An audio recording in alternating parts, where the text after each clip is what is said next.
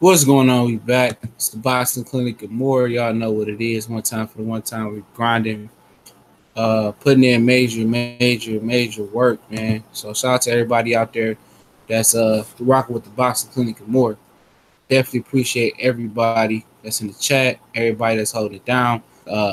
Everybody, man. We're gonna get into this Joshua thing. We started a little bit earlier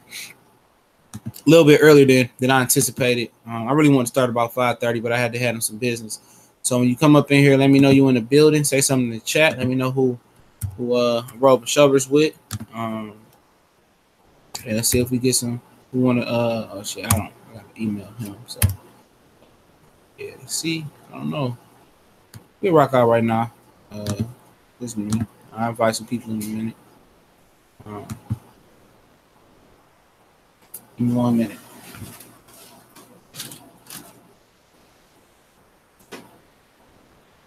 All right. Yeah, now Anthony Joshua, man, he says, hey, bro, bro said some dude said some more hoe ass shit, but make sure y'all in here, y'all hit that like button, man, as well. And let me talk about what I covered first before I get into what Anthony Joshua said, man. Talked about the trade between Carmelo into the Hawks. He gonna get Wade. Did a wider video about the myth about him not being known in America.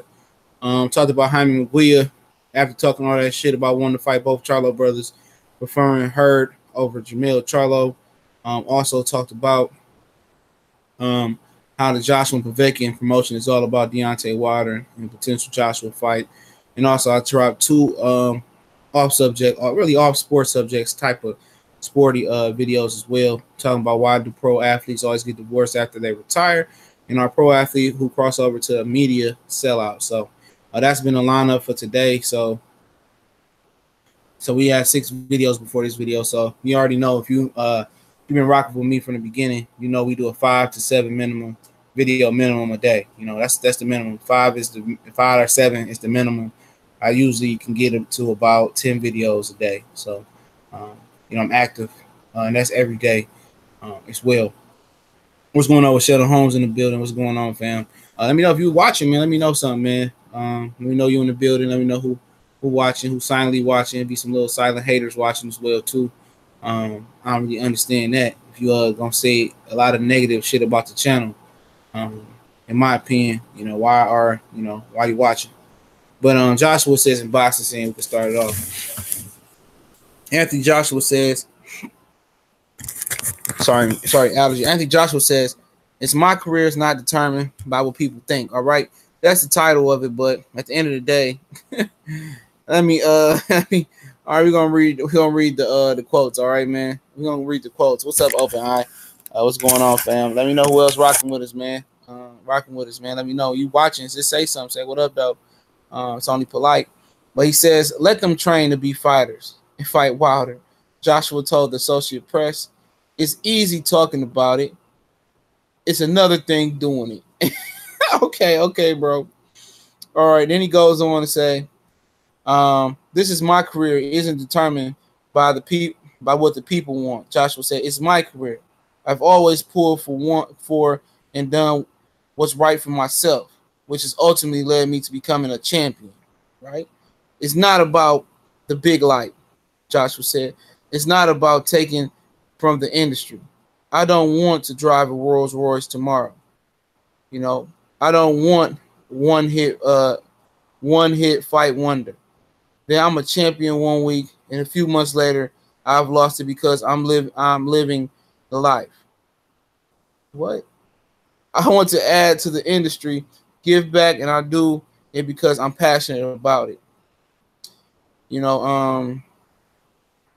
Those was his quotes. All right, those are the quotes. His quotes, man. Just some real scary ass motherfucker shit, man. He says, I don't want to drive a Rolls Royce. I don't want a one hit fight wonder. Basically, I'm gonna just tell you, I'm gonna translate this shit. Basically, I ain't trying to fight Wilder right now because I know when I fight Wilder, he gonna knock me the fuck out, and I'm gonna do what I need to do for my career to put me in the best position when I'm ready to fight Wilder. You know what I'm saying? I knock his ass out. All right, that's basically what he's saying. He's saying some real scary ass motherfucker shit, bro. He says, I mean, I just can't say it no other way, man. Shout out to everybody that's already in here watching us, who will listen to us chop it up. I definitely appreciate everybody that's watching, man. Make sure y'all hit the like button when y'all come in here or when y'all leave back out. But like I said, man, that was I mean, just come on, man. How can you continue to defend this? Appreciate it, Ronald Gomez. Harry Ferguson, what's going on? Philly in the building, man. Hey Harry, I gotta take a trip out to Philly, man. I gotta go to Philly. And I want to try them cheesesteaks, dog. P Money was good, family. Was good. CJ Water gave him $50 million. Yeah, man. Like, look at this shit, man. Listen to this shit right here. Okay, I'm gonna read it one more. I'm gonna continue to have to read it. All right, because I know more people eventually will jump in. And shout out to DC Mike, man. I see DC Mike going live, man. I ain't trying to trump him. I had already this plan. But shout out to DC Mike. He going live. He more active as well. He got some of them good DC content. So I've been rocking with DC Mike for quite some time. And we both had the same amount of subscribers. So, you know, shout out to him as well. But he says, Joshua tells the fans, let them train to fight Wilder. You know, he said, let them train to be a fighter and fight Wilder. Joshua told the AP, which is Associated Press. It's easy talking about it. It's another thing doing it. like what the fuck? You mad at the fans? Legitimately. Oh, shout out to Will Be More TV, another one down there in the DMV, man. Shout out to him, man. I mean, y'all make sure y'all subscribe to him. What type of motherfucker say? Hold on. What type of motherfucker say? Okay, the fans want the best fights. The fans. He said it's not about what the fans want. It's about what's best for my career. Okay, I feel him on that. You know what I'm saying? I definitely feel him on that. All right. But at the end of the day, without the fans, did he tell fans to train to fight Wilder and stuff? Man, if you were a fan of AJ, you just heard that shit. Man, if you defend that shit, kill yourself. Because there's no way in the world you can defend that. You can't. Now listen to this part. Listen to the part. I'm gonna put the article in the description. Give me a minute. Listen to this part, okay? All right. This career isn't determined by what people want. Joshua said, "It's my career. I've always pulled for and done what was right for myself, which has ultimately led me to become champion." All right. It's not about, Joshua says his motivation in boxing is not to make as much money as possible and walk away. He says his motivation is not to make as much money as possible and to walk away. All right. This is the following thing. It's not about the big light. Okay. Joshua said, it's not about taking from the industry. I don't want to drive a Rolls Royce tomorrow. I don't want a one hit fight wonder, which I ain't never heard nobody say that shit. But then I'm a champion 1 week. Then I'm a champion 1 week. And a few months later, I've lost it because I'm living the life. I want to add to the industry and give back. I do it because I'm passionate about it. Like, this is the part I don't understand. Oh, if you do it because you're passionate about it, then why is you fighting Wilder? If you're passionate about it, why are you talking shit to the fans, though? Telling the fans that they can fight Wilder and they can fight Wilder. Like, at the end of the day, the fans are funding you, but this is the part I don't understand. I'm a champion 1 week, and a few months later, I've lost it because I'm living the life. CJ, I told you he wear the pins. CJ, I've been telling you he wear the pins, bro. He wear the pins, bro. Like, how is he living the life and losing it? You know, I don't get it. What if he's saying, like, Wilder knocked me out and then all my finances go down the drain and then I'm done? Is that what he means? No, he think Wilder knock him out, man. He not going to be able to make as much money as he used to make. And that may be the truth. Maybe he knows something that I don't know. I would think that the UK fans are still supporting him. Maybe he believes that his fans are so fickle that if he gets stretched by Wilder, because they've been talking all that shit, they're going to go away. That's what I'm think of. See, they ride with Ricky Hatton. You know, they ride with Lennox and Frank Bruno. But I think he know, and a lot of different guys that I've been getting in touch from the UK. Here's the article right here. A lot of guys I've been talking to in the UK, you know what I'm saying, is telling me that, you know, Wilder, you know, they don't like Joshua over there like that for real. The real fans is getting tired of that shit. They getting tired of his game. It makes sense though, man, because look how hard you got to work to defend that dude, man. I mean, to me, I would look at this and say, man, look, man, I'd have tried to. This is too much work. I don't make no money off this shit. I got to do all this to defend you. Well, you need to fight Wilder, dude. I'm tired of you. I'm tired of having to do this to try to defend you. I would have been jumped off this. Once I would have saw this pussy shit, I'd be like, man, hell, this dude he been saying hoe ass shit like this, man. For real. He been saying hoe ass shit like Like this is some shit that if I'm Eddie Hearn, like, man, what the fuck did you go out there and say, bro? I know Eddie behind how do you clean this? How do you clean this up, bro? I'm gonna ask you this, CJ. How do you clean that up? This is a quote, like quote for quote, bro. This is a quote for quote. You know, this is him saying, like, legitimately, this is him saying verbatim, like word for word. You know what I'm saying? No, but how do you clean that up? How do you clean that up? That's my question to you. How do you clean that up? To be honest, I couldn't even tell you, bro. I mean, I'm just what I said. How do you clean that up? I'm like said, you know, there was just ways to clean shit up, but how do you clean that up? Exactly. That was him. Like, oh, dude, he just. Like, he not smart, bro. To be honest, this dude is not a smart individual, bro. And I say that's why Eddie Hearn keep him off. That's why Eddie Hearn be trying to run him away from interviews. Can you imagine if Blue Blood got that quote? He would be destroyed. Or if, let's say if ESPN got that quote or something like that, somebody made an outlet. What's up, Famous? And did you hear about that quote? Read that quote to Famous, CJ. I'm gonna read that to him, man. Let me say, I'm about to send this. Give me one. So basically, I'm gonna read the quote. Give me 1 minute. Let me see. Yeah, I'm trying to see where I'm at. Hold on a second. Yeah, what we talking about, man? I've been kind of lost, but are you good, man? I just invited a whole bunch of people. I was hoping somebody showed. I'm glad you showed up. Well, Anthony Joshua, I'm gonna just read it, though. All right. I'm gonna read this quote. All right. Yeah. All right. The name of the article is Joshua is unboxing. Joshua is my career. It's not determined by what people want. All right. That don't sound that bad. Really, really don't. But this does.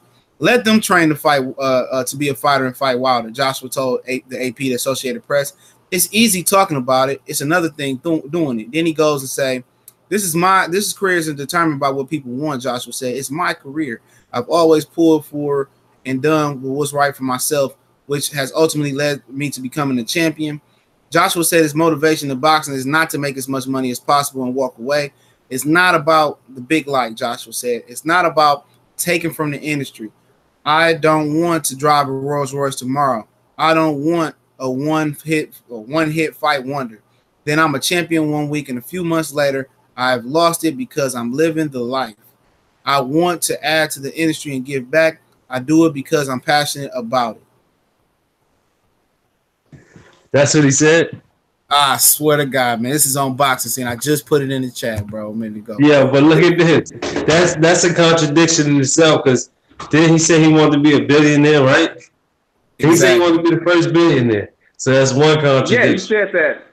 He said that, right? He wanted to be a motherfucking billionaire. The next thing you know, he don't do it for it's not determined by the people. But so if it's not determined by the people, why you keep saying that the fight got to be in the UK with Wilder if that's the case? And then ain't that the people, or I owe it to my fans? You get what I'm saying? So you got to kind of watch what you're saying. Everything they say is a big contradiction. So we know same old story with these dudes. I don't be too like, oh, he said this, because I already know. It's always something that counter what they said, and it's like, it's how you know y'all running the game, y'all running the scam, man. This shit just get more funny and more hilarious as the day go by and as more people start to believe what's going on. The funny thing about it is just some brand new channels coming in dissing the LDB scene. I'm like, these dudes is pathetic. That's the new wave now to try to be on Anthony Joshua. And not even just that. And then they put that motherfucking shit with your video into this in the recommendations. Then they put it into your little where they give you the random videos and a little YouTube tag. I'd be tired of seeing that shit though. You would say not interested, block them, they still put that shit in your tag, man. That's a fact. That's a fact. I don't. Everybody's not interested. If you don't rock what we rocking with, you in the not interested zone. And it's not interested because I don't like the video. I give them the reason why. Then it don't pop up no more. Fuck y'all. Straight up. Man. Yeah, man. I mean, how can you continue to defend this shit, dog? He dissed the fans, but first he was talking, we doing it for the people in the UK, man. I done 30,000, 90,000, 100,000 in Wembley Stadium. We got to keep this undisputed for the fan. But you said it ain't about the people. The same people who putting fucking money in your pocket, though, man. Don't forget that. This is just showing you right here. The people, the fighters actually don't give a fuck about the fans. The fans are the ones that pay. The fans are the one that fund your whole career. Without the fans, where's you going with your career? No, you know what I want to know though. I want to know how y'all gonna spend this, because I want to see how some of these channels that be working overtime to try to make him look good. How you gonna spend this one? How do you spend this one? My guess is they'll act like it doesn't exist and don't even make a video about it. That's what they normally do to stuff like this. You can't defend that. To me, this should be the one to end him. This should be the quote that ends him, because that should show he a pussy, man. He a pussy.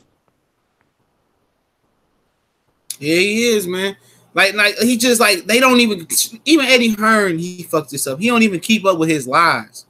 He don't know. It's not about tell the fans to train and fight Wilder. Anytime you turn your back on the fans, you already lost. That's any sport. Yeah. Yo, hold on. Not to cut you off. Well, didn't this nigga say, when Blue Blood asked Eddie Hearn, he was like, yo, what's up with the Wilder fight? I know he asked Joshua. He gonna say, oh, there's a fanboy in the house. Come on, bro. You be watching too much YouTube, my nigga. You bugging the fuck out. How you gonna say some shit like that as a promoter to people who's potentially paying for your DAZN app? Potentially. You don't even know. You get what I'm saying? Like, come on. Y'all niggas be paying attention to social media too much, yo. Y'all gotta be professional with this. Like I said, I'm gonna keep saying, you can't make a fight with Danny Jacobs and Sergey Derevchenko and then turn around and be all circus shit or be like a clown when it comes to this Wilder shit. That's what I'm saying. This shit just whole big walking contradiction. That's what they do, man. They walk and they contradict, and then people still fuck with them. Famous, don't forget this. Remember, AJ said, well, I turned down a $50 million. All this go to contradict everything they said.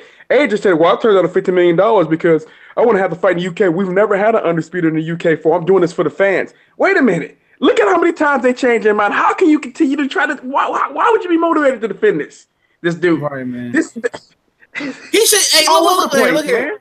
Hey, look here. I'm gonna go to the chat real quick. But look here, man. I'm just thinking about it. Like, you called out Wilder though, man. You could have just been cool and just been chill. You bought this. He a retard. But Mr. Boxer today say shit. Well, I'm 6'5", 240 pounds. If Wilder wants to give me $50 million, I'll take it ASAP. Mr. Boxer today, motherfuckers ain't running up on his ass. You almost biggest Colossal Sports TV. That motherfucker like 6'7". What up, Corey Lee in the house? Jose, what's going on, fam? Mike James Boxer, what's going on? Alex Santos, what's going on? All right. Quincy Pinola, what's going on? But yeah, man, like he a contradiction. Man, you don't never turn on the fans, dog. That's the number one rule in sports. Once you start blaming the fans for shit, dog, you're a clown. Yeah, you're a clown, man. It's like now I know you joking or you actually one of them dudes in your comment section.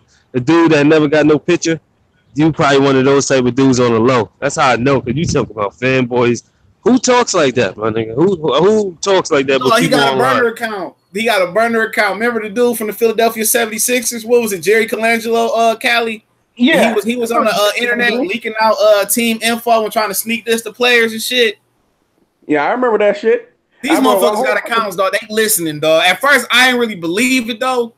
I ain't believe it. This one guy, they used to have a channel. Some of these trolls, bro. Some of these trolls want to exactly. They listen. To go hard to defend. It's some of this stuff is probably Eddie Hearn and matchroom people working hard to defend this. Because what we saying is working, man. We out here talking because we calling this dude a coward, and people that stuff is starting to leak out into the streets.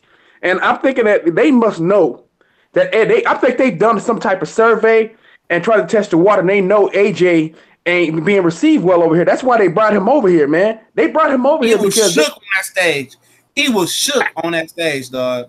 And that wasn't even a lot of people in there. I could tell by the buzz in the room. That wasn't no big ass place where there was a lot of people in there, dog. You know what I'm saying? And they talking about he a big draw. Let Mike Tyson have when he was undisputed walk into a room and say, well, when he was going over to China and all these other countries, motherfuckers had robes, red carpet made out of fucking moose skin and shit. You know what I'm saying? He would shut down the entire country when he came over. You know what I'm saying? And give real vibes. Anthony Joshua, you don't get that vibe from him. You don't get no type of vibe. You get a vibe that he's a pussy. Deontay Wilder, you get the vibe of a real authentic dude, dog. A real dude. What's going on, Corey Lee, in the building? What's up, you guys? How you guys doing today? Good, man. Until we read this whole ass article, man. What you think about it? Oh, man. First off, I want to say what's up to Famous Athletics, Cali Enigma, and the Boxing Clinic. And what's up, everybody in the chat, man. But yeah, man. This fucking Anthony Joshua at it again, man. You know, he just, I mean, it's showing you guys right there that, you know what I mean, he's willing to say anything, you know, to keep himself you know, out of the hot seat. But in actuality, I truly feel that, you know, us as Americans, you know, we see him as always being in the hot seat because he's not taking the fights that he should be taking. And he's not taking the fights that are reasonably easy to make, you know. And my personal point of view, you know, I mean, you know, Eddie Hearn contradicted himself by saying there wasn't a fight available at Wembley. And hey, man, there was a fight available at Wembley. Obviously, we see that. And he said specifically September 20. He said specifically in September. And obviously, we know that the Alexander Povetkin fight and Anthony Joshua will be going down in Wembley in September. So both of those accusations come out to be false, man, you know, with the whole Eddie Hearn situation, man. Well, both of those facts, should I say, came up to be you know, it just backfired on Eddie Hearn, man. And I feel like I'll say it 1,000 times. I say it on my channel every single time. I said Eddie Hearn is a walking contradiction. You know, I don't have anything against the guy, man, but hey, man, when us hardcore boxing fans can't even trust you as a freaking promoter, you know what I mean? Obviously, we can't trust a lot of promoters out there, but if we can't even trust you, you know, to say, you know, what you say is, you know, being, you know, at full face value, you know, what good are you? You know, I mean, you know, speaking, you know, I mean, I think Corey, you a really, really fair, straight down the middle type of guy. All right. Yeah, he's really nicer than me because I don't like the motherfucker, bro. He's a liar. And somebody who lie like him, go ahead. You know, not even just like that dude. Hey, not even just that. Not even just that though, man. Wasn't nobody really before this shit came hot. Before Joshua was calling out, it was hot. The consensus pick before the Bermain-Stavern rematch, okay, was that Joshua will win. Nobody was out here hating on Joshua. Joshua got a lot of love. Now, if Joshua would have came to America, which would have been a smart thing to do, came to America before he called Deontay Wilder out, you know what I'm saying? It'd have been all good. People would have pulled up. We would have flew in and took pictures and asked him the tough question before this Wilder beef started happening. But he ignited this beef. He called out Wilder. Don't forget that. He brought this upon himself. He trying to, when name dropping goes wrong, when pump faking go wrong, when you try to pump fake in the pocket and the ball slip out and you throw that bitch and it's an interception, that's what he did. Can't do it. Now you can't go back on your word. If he never would have called out Wilder, it would have been no pressure on him to fight Wilder. If he fought American, then the pressure kind of would have mounted. He was like, what you think about Deontay Wilder? Yeah. You know what I'm saying? He brought this on himself, dog. He did, man. He did. And then he went out there and over there now he been trashing Wilder. His team been trashing Wilder. Your matter of fact, your promoter called Wilder a bum on multiple occasions. Since Wilder is such a bum, since they contradicted themselves on that too, but since he's a bum, why don't you come get this easy work, this belt? I mean, you could have got this belt a long time ago. I mean, you purchased other belts, but obviously somehow you swerved the WBC. So man, yeah, you a clown, but no, I don't like Eddie Hearn because Eddie Hearn lies just to lie, and then he smiles on it, smiles while lying about stuff that he don't even need to lie about.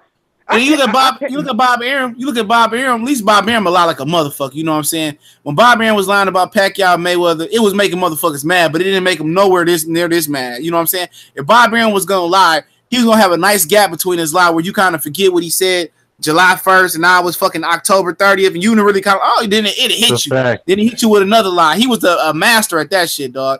Eddie Hearn is willingly going out there doing interviews with any and everybody that will listen. See, he a social media whore.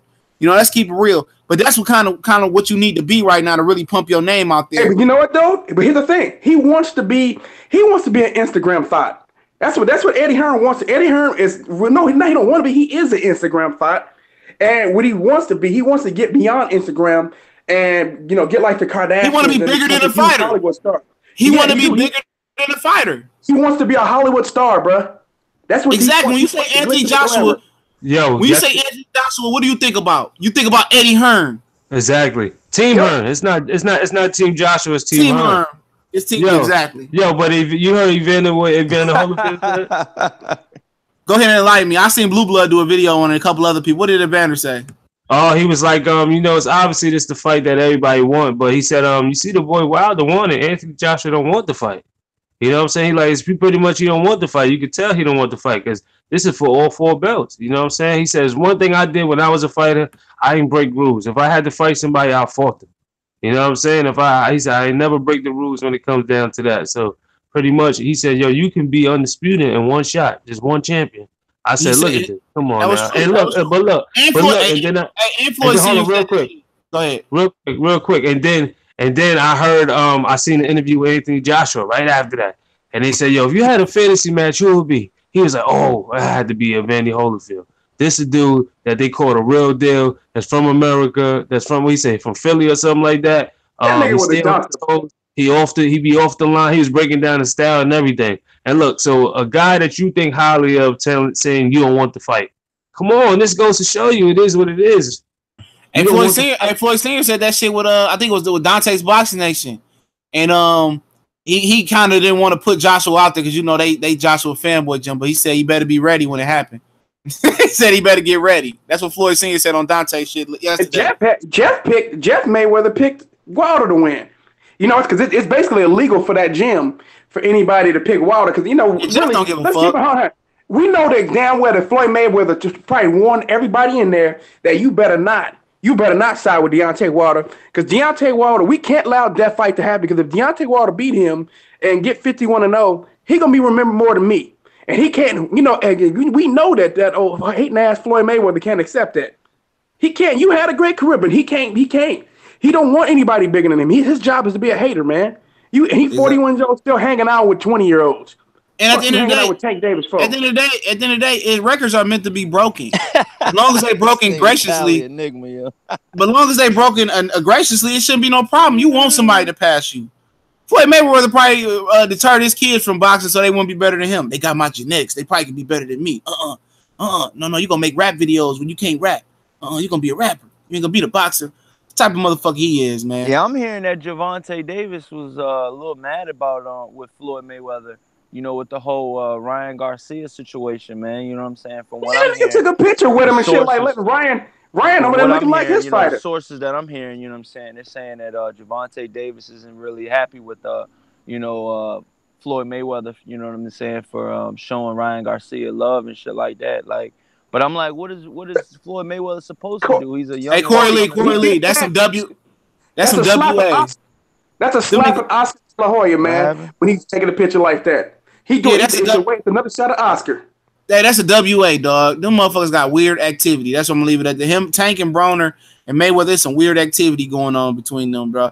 Floyd taking a picture with all of them. Teofimo Lopez, he a top ranked guy. Devin Haney, he a promotional free agent. It don't fucking matter. That's what I'm saying. Like, but how you gonna stop a billionaire from taking a fucking picture with the fucking boxer? No, Floyd viewed him as a potential client, bro. Too. He can make that fight himself. My whole stance is, you know, if you're Gervonta Davis, how you gonna get mad at your boss for taking a picture with a potential? But you know what, Corey Lee? You know what, Corey Lee? Floyd be on some old weak ass shit like that too. Probably like, oh yeah, Tank, you don't go over there to they fight, man. I don't want to see you talking about Oscar De La Hoya, especially when he said that shit about Oscar on the Breakfast Club. That's how Floyd rock. That's probably why he mad. That's some shit Floyd to do. You know what I'm saying? Like when they had an interview. Was that you, Famous, that had an interview when it was Famous shit with Tank say, yeah, Floyd one of the greatest fighters of all time. And Floyd was like, one of the greatest. Yeah, I made that shit popular. I had to put that in my video like 10 times in the intro. Everybody's like, yo, this shit hilarious, yo. That shit funny. Yeah, but I definitely put that in there. Yeah, that's the type of nigga he is. You see, that's why Tank feel that way, though. If you want the same energy you giving out, gave back to you, you want the same energy. That's that Floyd shit. That one little clip right there showed a lot about Floyd. He's like, yo, one of the best. Huh? You know what I'm saying? Like, he ain't even look, everybody don't got to follow the script all the time. Okay, you was the best of the era, but you can't be getting no emotional like that. You know what I'm saying? That's why I kept putting that shit. Like, look how you act over something small like that. Shit crazy, man. Yeah, man. But at the end of the day, man, I'm not gonna beat a dead horse. Make sure y'all hit the like button when y'all come in here. Short man. She definitely got the short man syndrome. Yeah, man. Short man stuff, he do. Remember he was talking about I'm the one that took heavyweights off of HBO when they invested in me and shit. Like, I'm like, man, shut the fuck up, man. I'm telling you, don't be surprised if Floyd is around. That's another thing I don't really like about Floyd. You know what I'm saying? Like I said, I ain't gonna depict the guy, man. The guy is a grown ass man. He ain't gotta listen to a goddamn thing I say or we say. But what I'm saying about Floyd Mayweather is what I really don't appreciate is you scream America this, America that. You know, you got it on your hats, you got it on this, you got it on your trunks, you got it on this. You're all about America, but you fucking siding with a UK boxer. Like, I don't understand that shit. You know, you're taking sides. You're taking sides, Floyd Mayweather. You know, you got a proud American in Deontay Wilder, an Olympic medalist, just like yourself. And, you know, as soon as he gets to that level, and they're both at that level, Anthony Joshua and Deontay Wilder, and they're looking at fighting each other really. Corey, but he does not view Anthony Joshua as a threat. Floyd Mayweather is looking at it like, you know, I'm siding with Anthony Joshua because he's more popular. He looks like that's probably what. It's not that. He doesn't view Anthony Joshua as a threat. He views Wilder as a threat to that record. Overtake him from a legacy standpoint and have him be more popular. Anthony Joshua would probably never be that popular here. But that's what I'm saying. But Deontay Wilder's Al Heyman. He's on the home team. So why are you gonna disrespect this dude? I just don't. You don't care about that, man. All the hate that Floyd Mayweather have. You would think he's not hating after all the money that Floyd Mayweather has, but he still does it, man. Exactly. Hey, Corey, the reason he don't want them fighters to be around Al Heyman. He don't want them to have that part of their success. He was jealous at Andre Berto for being with Al Heyman. Andre Berto was one of Al Heyman's first clients out of the amateurs. And it's fucked up too, you guys, the way Floyd Mayweather treats his fighters, man. It really is, man. And I'm not gonna say, you know, don't go sign with Floyd Mayweather, man. But just do your research before you sign with Floyd Mayweather. I'm being completely honest. But it don't sound like, to be honest, the way they be grunting and groaning. I heard that Latondra Jones told Fred that I was facing 24 years in jail, and Floyd got me up out of that shit. So why is you talk? You should be the last person saying something about Floyd. Yeah, yeah. You was facing 20. She also said in the interview as well that she was like, you know, I'm not busy as I want to be. You know, my promoter is. You better not say shit. Your ass could be behind your life. Your life. I wouldn't say shit about the nigga. Go look at that's one. Hey, look, Boxing Clinic. That's one interview she did. Go look at about the other 2 or 3 she did that wasn't in favor of Floyd Mayweather. But I know, but all I'm saying is you could be behind bars for 24 years, or you could be a slave to TMT. I'll be a slave at TMT, man. Oh yeah, you know her and Jay Leon Love got a kid together too. So they do? Yeah, they got a kid together. He getting it in. He about to get his ass whooped. They might as well get a contingency financial plan. You know, a quick little fact too, you guys. I'm like, okay, the kid's like, you know, 6 or 7. He just stopped talking to Black China like 2-3 years ago. So I'm like, how does that work out? Did they separate? Did they get back together? I'm adding it up. I'm gonna smashing her on the side though. That's you know what I'm saying? You know what I'm saying? I'm gonna go through the chat real quick. Mr. Boxing Today said Floyd cried about USA fans who sided with foreigners when he fought them. Exactly. He on here sitting on top of a chair hugging Anthony Joshua. So I can show you how to fight. I can show you how to jab and shit. Like, get the fuck up out of here, man. Alex Santos, Americans don't even like Floyd. Remember when he was getting booed in his press tours with Conor? Yup. Pito Fresco Bar. Okay. Floyd will go down as one of the GOATs, but let's keep it real. Floyd sold out. Yeah, man. Remember he was defending Donald Sterling? Motherfuckers quick to forget that.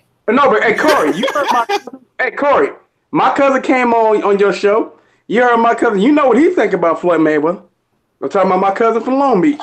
Oh, yeah, the OG. Yeah, I mean, you know, like a lot of OGs see through Floyd Mayweather. You know what I'm saying? And you know, that's how they feel. They see what you can't see. They see what you can't see. When you get older, you can see a lot of shit that you used to can't see. And if you ain't, I feel like real recognize real though. You know what I'm saying? And that too, but that too. Sometimes real could perpetrate. When you young, sometimes you really can't see for what a motherfucker would for what. Like I said it on my show, and I said it again. I said 1,000 times. You know what I'm saying? This is just in life in general. You know, I say a fuck nigga might not show he a fuck nigga in the beginning. But I said eventually, you know, it'll take time. I said, but eventually he'll do that one thing. And you'll be like, what the fuck are you doing, dude? He might tell your girl you sleeping with another, you know what I'm saying, Joan. He might, you know what I'm saying, go behind your back, try to, you know, hit your joint. Anything, you know what I'm saying? Anything. It's just in life. You know, but like I said, he might not show he a fuck dude at first. You know what I'm saying? He might not show that shit. You know what I mean? But it takes time. You know what I mean? Like I said, that's why I said, you know, I can't, you know, I just, you know, with life, I just, you know, I always think that shit. You know, that's what my dad told me. So it is what it is. But with Floyd Mayweather, I think you can see that shit coming from a mile away. I don't believe that grin he got, yo. I'm sorry, but I don't. I mean, shit, you know what's sad about Floyd? You know what's sad about Floyd, though? Like I said, man, Floyd, a lot of black people want to get behind him. Like, you know, see, you look at Floyd. I watched Floyd in the ring. Now he's even done some shit and fuck shit in boxing. I like fight a lot of black fighters that we wanted to see him fight. But you know, even some of us kind of let some of that slide by. Even though I still think he should have fought Keith Thurman and Paul Williams. But even with that though, now you outside of boxing. Once you get outside of boxing, you over here talking about all lives matter, blue lives matter, all this type of bullshit. You know, just taking the shit on black people. You said, you know, I got friends of all kinds. There's nothing wrong with having friends of all kinds, but you ain't got to shit on black people in order to try to get your point across. Shit, I think Floyd Mayweather. You want to talk about people he should have fought? I mean, to be honest with you, I think in Floyd Mayweather's prime, I think he should have fought Paul Spadafore. That would have been a hell of a matchup. Paul Spadafore gave him that work in sparring. Obviously, it's sparring, but he gave him sparring more than one time. So it's just like, you know, you got guys out here that wanted to fight Floyd, that were willing and able to fight Floyd in the same weight division as Floyd, and Floyd didn't take the fight for whatever reason. You know, he had control over his career, and that was the beginning of the end of the last, you know, great fighters that'll just fight anybody. Floyd was the beginning of the fighters that, you know, held their rep higher, you know, than the sport, you know. So it's pretty much like, you know, I'm going to dictate who I fight, and, you know, you're going to either buy it or you're not, but I know you're going to buy it because you want me to lose. Period. That's how a lot of these new fighters are, you guys. If you study that shit and you really look at these new fighters, that's how they are. That's how they are, you know. They're afraid of losing the goose egg, bro. At the end of the day, they're afraid of losing the goose egg. That O is to be protected, not respected. That's what AJ protecting that goose egg. I'm gonna let you go, Famous. AJ protecting that goose egg like it's the golden goose, brother. Go, Famous. No, I ain't say nothing, bro. That was me. Go ahead, Famous. Okay. I ain't say nothing. I'm just tuning into what y'all saying, but that O is turning to some. That shit is not even a Dunkin' Donut no more. Niggas don't even want to go in Dunkin' Donuts no more. You know what I'm saying? That wait, you can't take my O. No way. I mean, no Famous, let's just be honest, man. Look at Jay Leon Love. He just said it in a recent article. I mean, in a recent interview he did with Fight Hype, and I'm being honest with you. And he's right. He said, man, you would think that, you know, because I got this one L, man, you know, you would think that, you know, I'm this awful fighter and I'm this and I'm that. He said in football, you take an L, you can still win a championship. In basketball, you take an L, you can still win a championship. And nobody ridicules you. Nobody, you know, really, you know, plots and thinks about that one L. And I'm just like, I feel him on that shit. But then at the same time, they put your record up for the world to see in the beginning of the match. And everybody wants to know where that one loss came from. I know as a kid I did, and you know, I'm just, you know, I don't know. But time fighters. Okay. Go ahead, Famous. Now, with that being said, but the difference is too.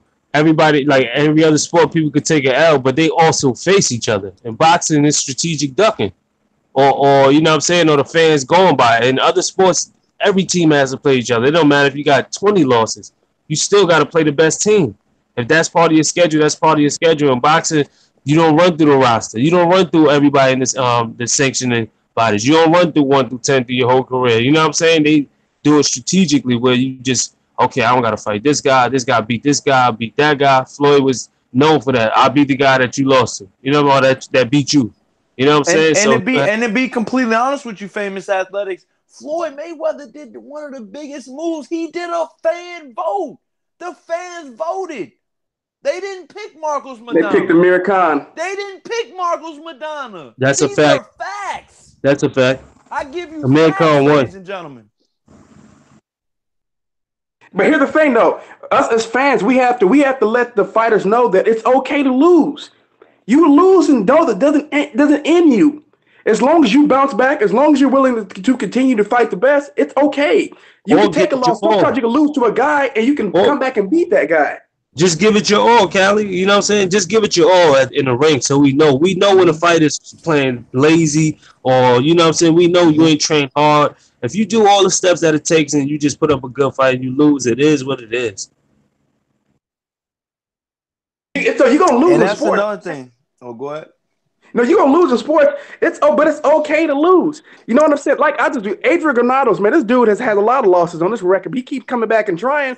And like I said, what I forgot to do, because I meant to do a video on him yesterday, is like, I want to commend that to him. He don't come out looking for the road to release resistance. He's always trying to find another stick. Hey, Callie, Granados had one of the – we've talked about it. Me, you, and Boxing Clinic talked about this before, man. Adrian Granados had a hell of a run. I mean, had a hell of a, matchmaking, man. His matchmaker need to be fired, man. I mean, you're fighting at weight classes you have no business being in. You probably ain't even got a weight to make some of these weight divisions you're in, dude. I think he can successfully be great. Not be good, but be great at 135. But the last point I want to say on the old thing, you guys, when I seen Marcos Maidana beat the living dog shit out of Adrian Broner, I wasn't thinking of the 3 losses he had prior.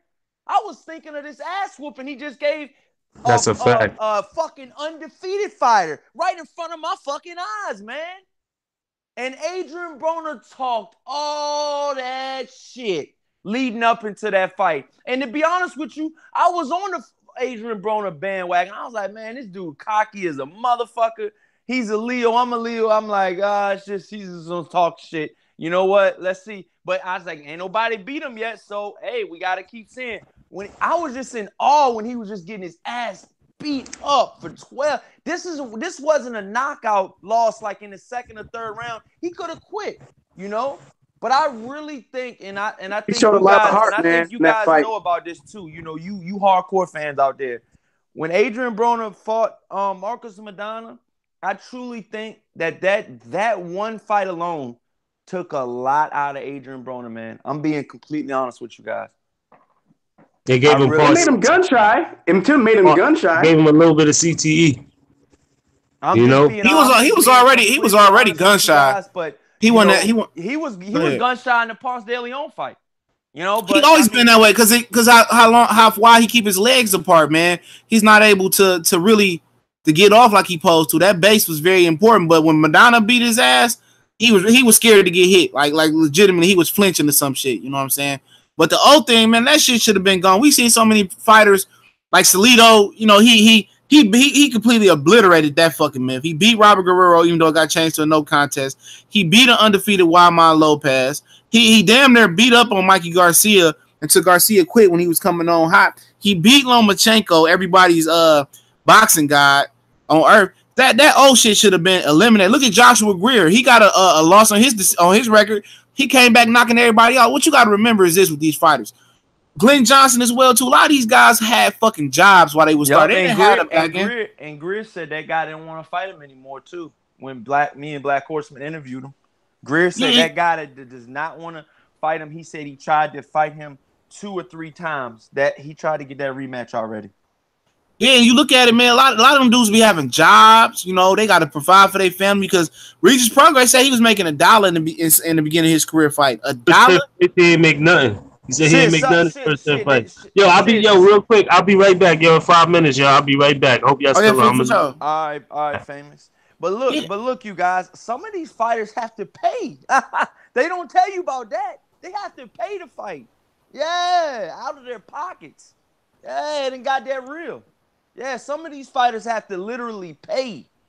Yeah, they got to pay, yo. If they don't want to sign that long-term contract, that, 20, 30 fight contract, some of these fucking crazy-ass contracts I'm seeing, I mean, they got to pay, dude, to be on the card, to be, to get an opponent, to keep, to have, the commissions and stuff like that, to have that already laid out for them. They got to pay.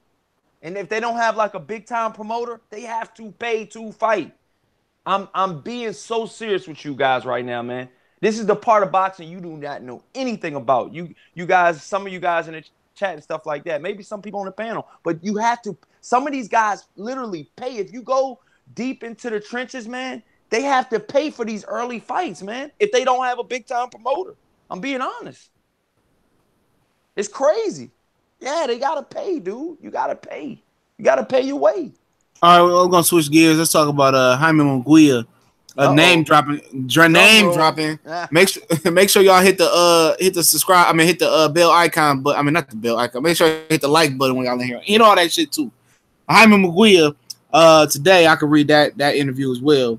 But basically what he said was this, man. He said that a couple weeks ago in his media workout, he says, "Oh, I fight both Charlo brothers. You know, I fight this guy. Now today, this motherfucker say, you know what? I prefer Hurd over Charlo, you know, because Charlo moves too much. Last time I checked, Charlo was attacking now.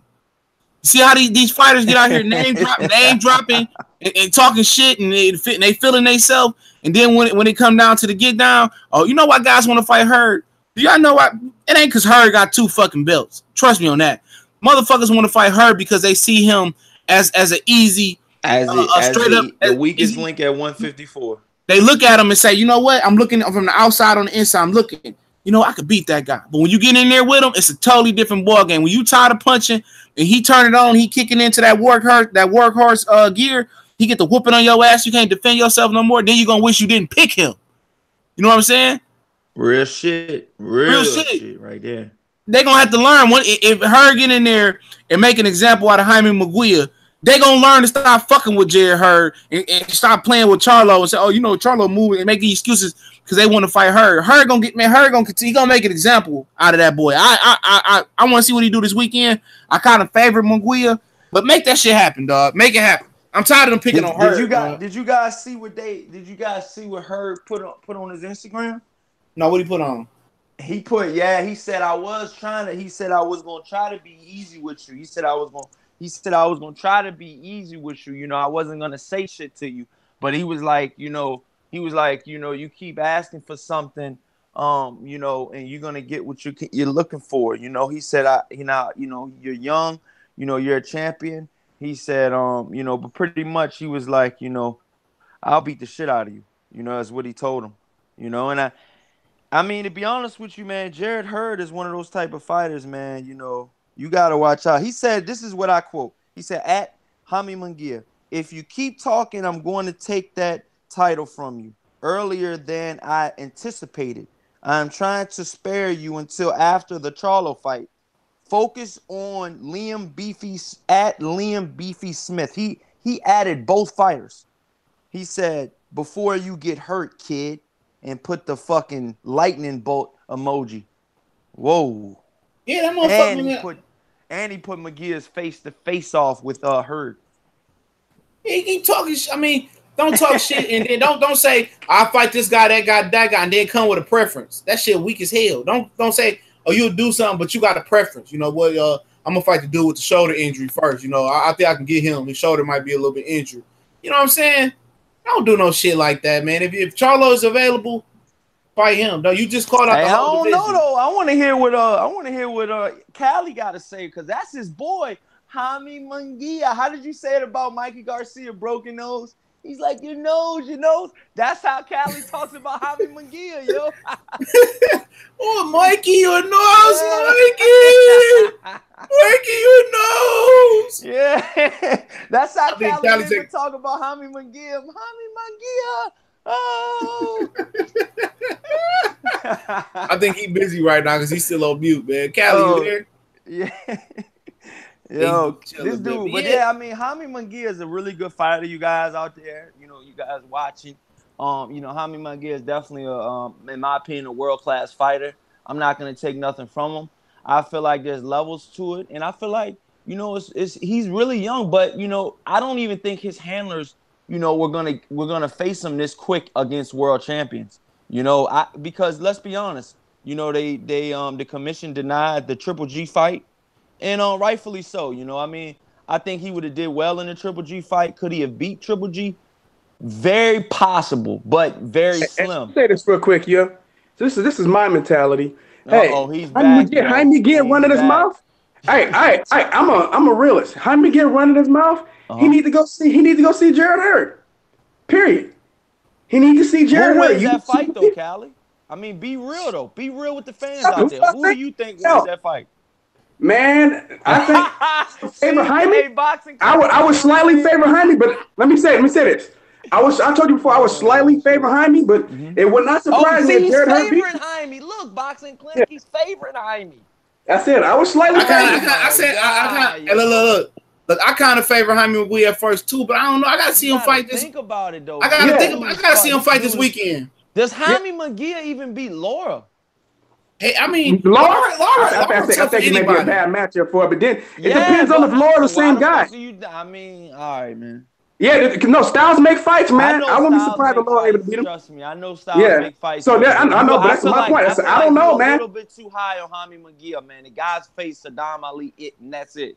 That's facts. But I agree with you on that. You're gonna favor him over a two-time proven world champion. But that world champion, bro.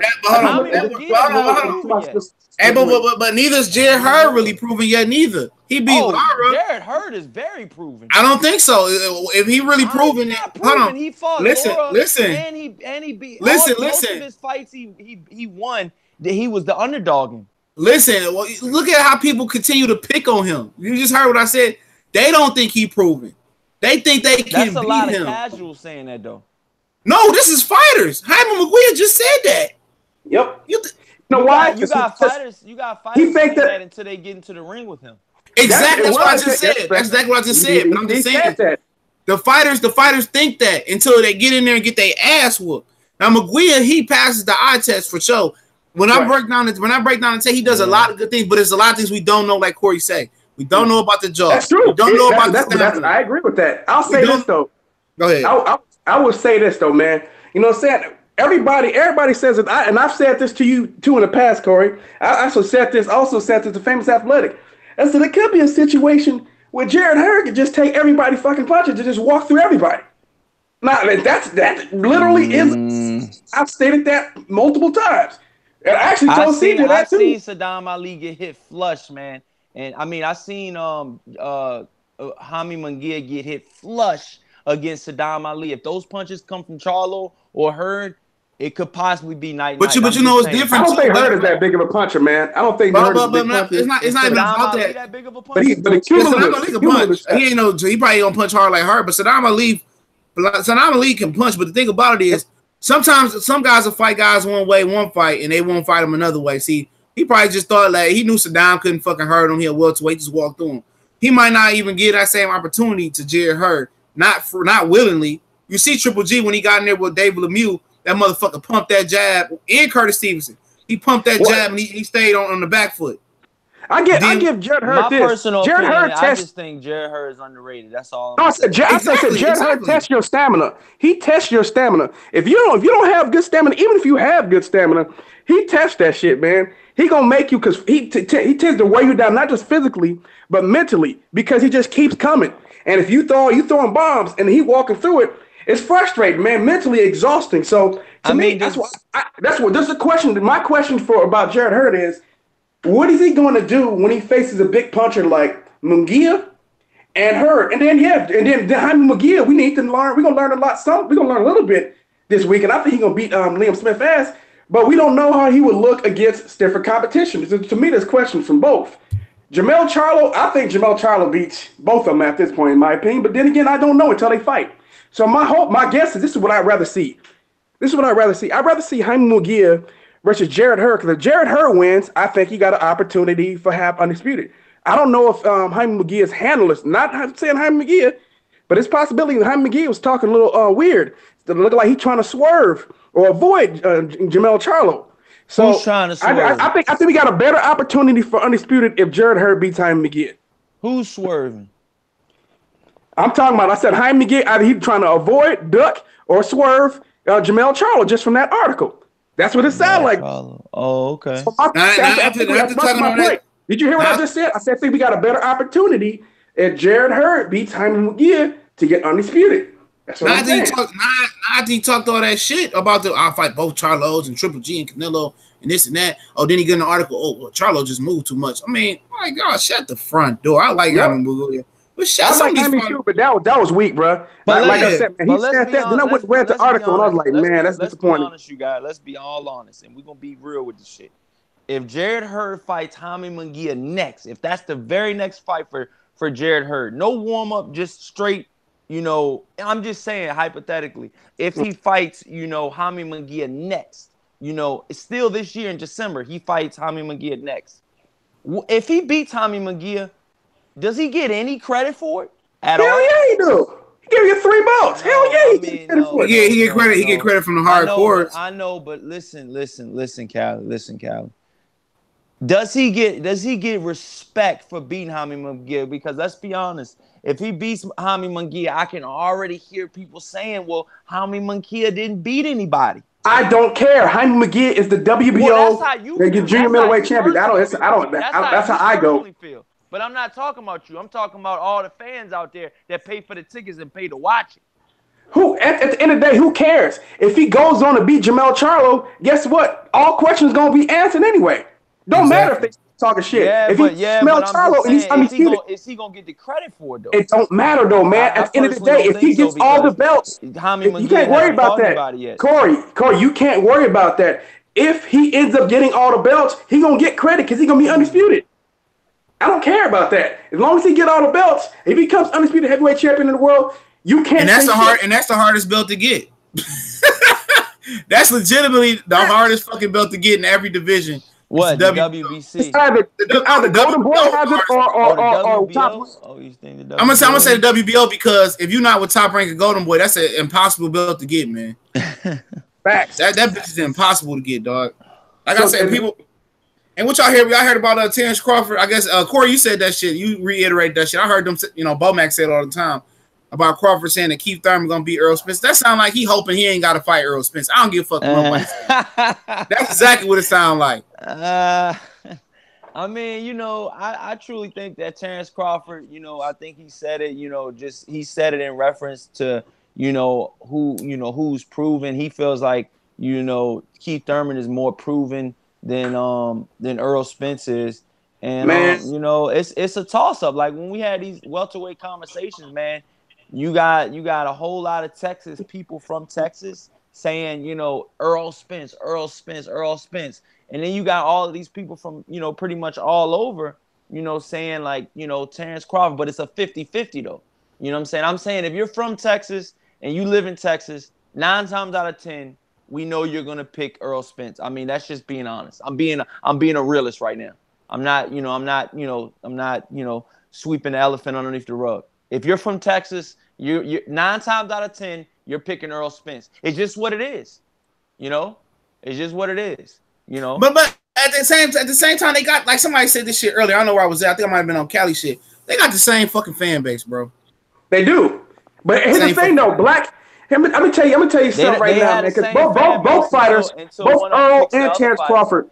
Let me say this: both Earl and Terrence Crawford have been talking about this 2020 garbage. I told you before that both of them dudes said 2020 that if that fight was going to occur, it's going to take place in 2020. Don't sound like neither one of them are in a rush to get this fight done. And to me, it's dumb because neither one of them getting Keith Thurman anytime soon. And matter of fact, Danny Garcia, Sean Porter got first dibs before you. I don't care what Earl Spence Jr. has been promised. I'm telling you right now what's going to happen. Keith Thurman, when he do come back, he's likely to face. He'd rather face Danny Garcia because Danny Garcia fight will bring more money. But I'm telling you, that's what's likely going to happen. They're going to have to wait even longer. Yep, he's going to try to split in where he fit in with that shit. And when he fight the winner, Danny and Sean, to get that belt again, that motherfucker going to go right back on the shelf. We about to go to the chat real quick. Also, don't forget to hit the like button when y'all up in here, man. Georgia boy in the building. What's going on? He said I'm from Georgia. I'm picking Earl. United box, excuse me. Talk. Spence is too big and sharp for Crawford. I like them both, but he ain't gonna survive. All right. Gaines PP says fans not putting pressure on Spence versus Crawford fight. Not at all. Everybody going with the narrative. I done been on Black Fight Fan stream and 78 stream and motherfuckers saying, "Oh, just let it marinate. Let it marinate." I'm just sitting there looking like, it is what it is. Motherfuckers think tomorrow promise, man. Now what marinate? Crawford and Spence. Oh, just let it marinate. You know, we can wait. God, we can wait. Yeah, this. I'm sitting there looking like they talking about letting it marinate now. We ain't even gotten to like certain unified belts that we. Hey, I want you heard me go on the Mobcast. We looking at 2022. But you heard me talking about the Mobcast. I went on the Mobcast saying, you know what, man? I said, man, if you just pay attention how this shit's breaking down, that fight is not gonna happen in 2020. It's not gonna happen. 2020. Look, 2020 gonna be the best fucking year in boxing. Shit. It's the best fucking 2-year period in boxing you ever gonna see. I never seen in no sport. Hey man, wait till 2020 till LeBron and the fucking Golden State Warriors meeting to the NBA Finals. Man, anybody ever look 2 years ahead? You only get that shit in boxing. Mike James boxing say. Just like AJ say, fuck the fans. Yep, fuck the fans. I'm gonna say that shit every time. I'm gonna say it in every time fanboy come here. I'm gonna say AJ said fuck the fans, so fuck you, man. But I'm gonna tell you guys, I'm gonna tell you this right now. Boxing is drowning itself. So look, let me ask you this though. Oh, hold on, Cal. Let me just ask Boxing Clinic this one question.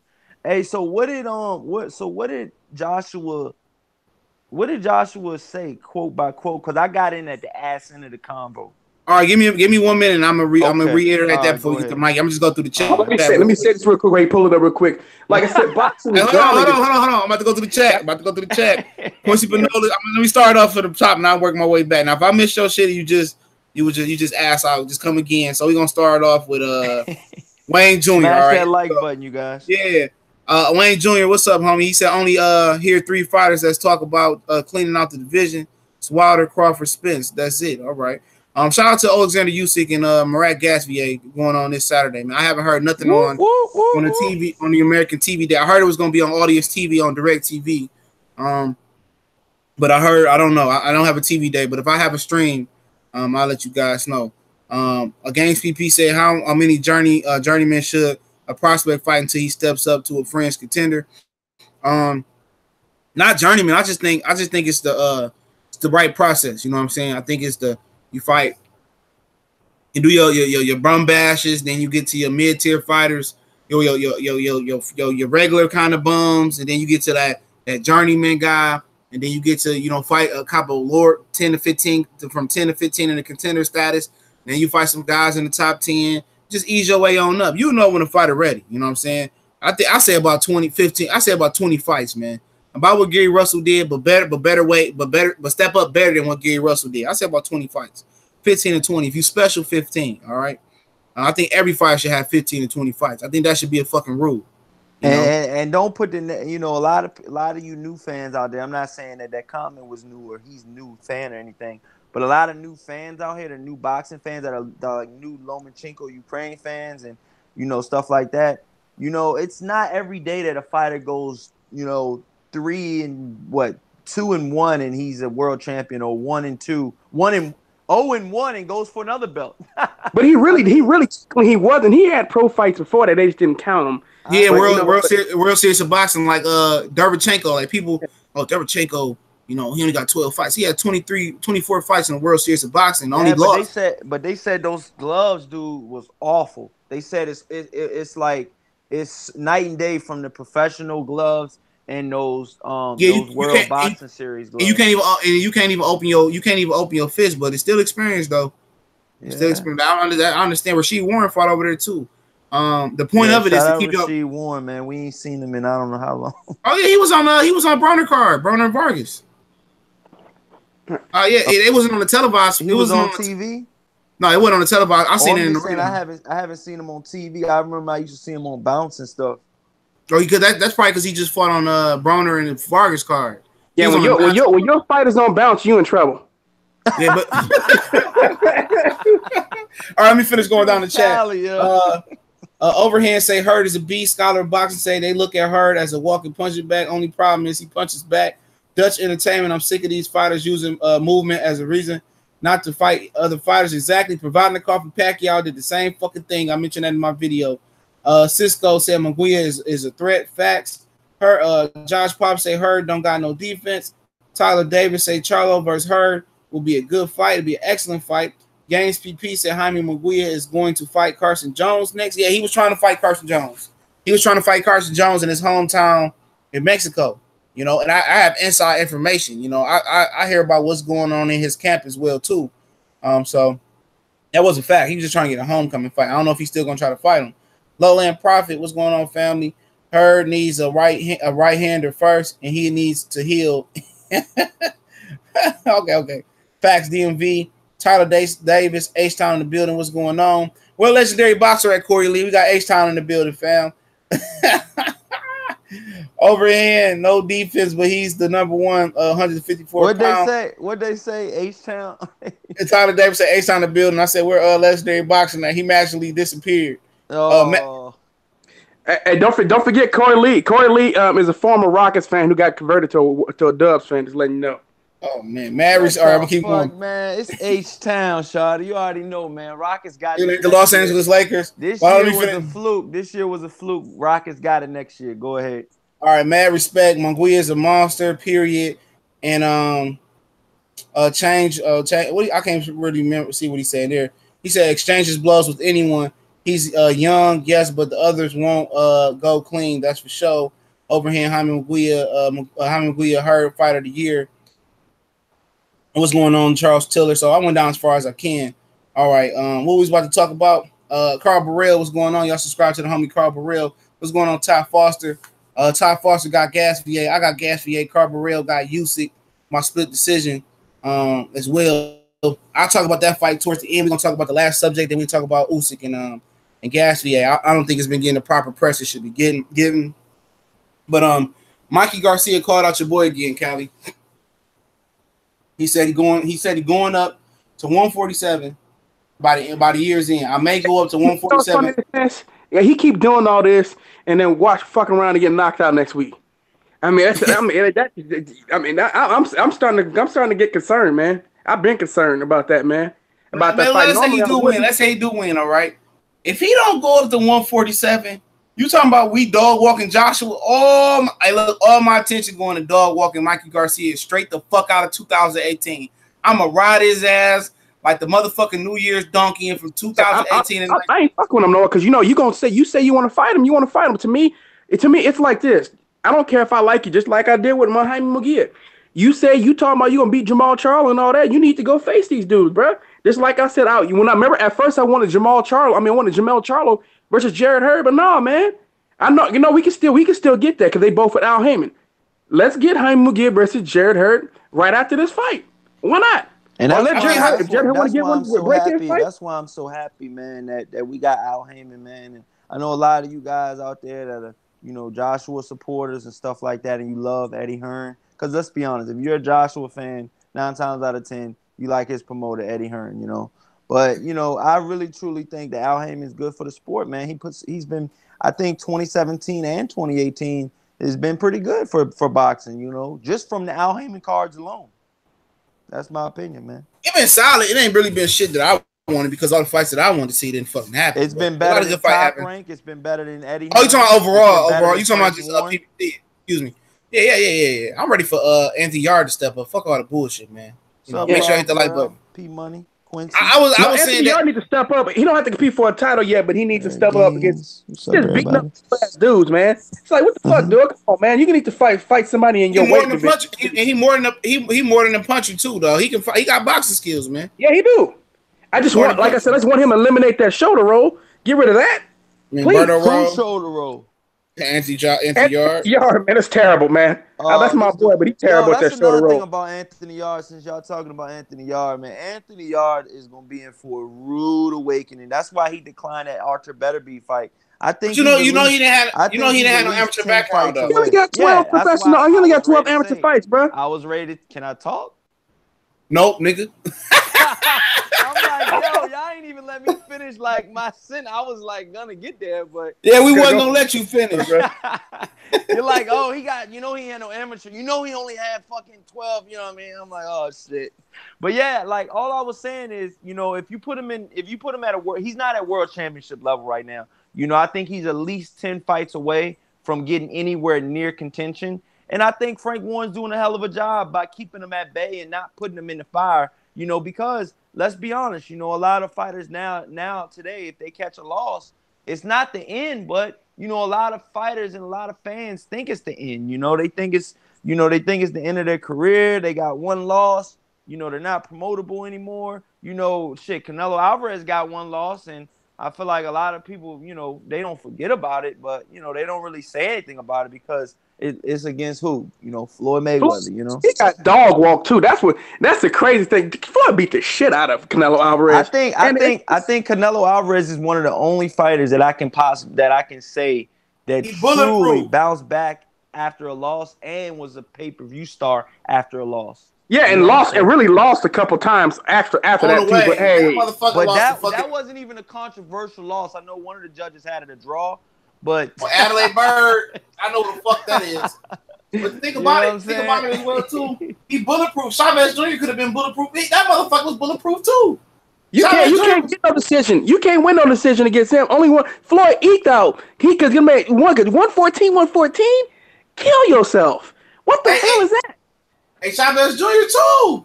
That motherfucker didn't beat Zane Savage. What was Zane Savage? What was that dude's name? In LA, that motherfucker lost that fight, man.